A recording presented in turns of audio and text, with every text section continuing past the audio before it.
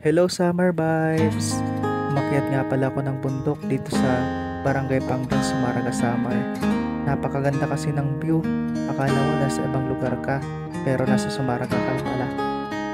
Mapapakanta ka na lang talaga ng "Wag muna tayong umuwi."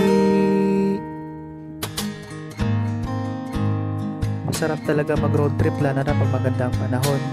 Fresh ang hangin, maganda ang tanawin, lahat ng mga iniisip mo magkakaroon ng solusyon. Nandito na nga pala tayo sa Barangay Pangdan. Kumusta na kaya yung mga kabatch ko dito? Noong elementary, noong high school, ano na kaya ang buhay nila ngayon? Nakaka-overwhelming ang mga tao dito. Ang sasaya nila. Lahat sila nakangiti. Hindi ko alam kung bakit. Akala kasi nila vlogger ako.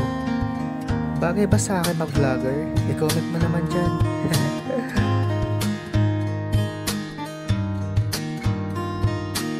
Diba?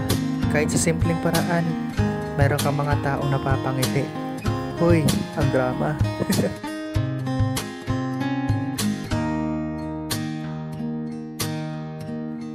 Tingnan mo nga naman itong mga batang to. Grabe ang gaganda ng mga ngiti nila. Ang lalagkit ng mga ngiti nila. Tapos itong bata naman napaka-cute, sumasalubong pa. Tapos ito naman si nanay oh. Simpleng ngiti lang, pangiti-ngiti lang. Napapansin ko ang mga tao dito palaging nakangiti. Kaya always smile lang tayo. Kahit ano man ang pinagdadaanan natin sa buhay, kung ano man ang sitwasyon natin ngayon.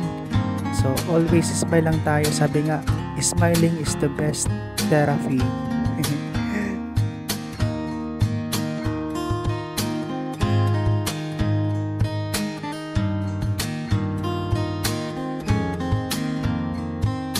Ayan, shoutout nga pala kay boss na gumagawa ng kalsada.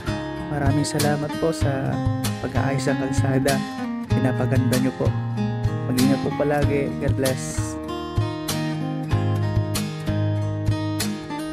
Napakasimple lang ang pamumuhay dito sa probinsya. Pero napakasarap sa pakiramdam.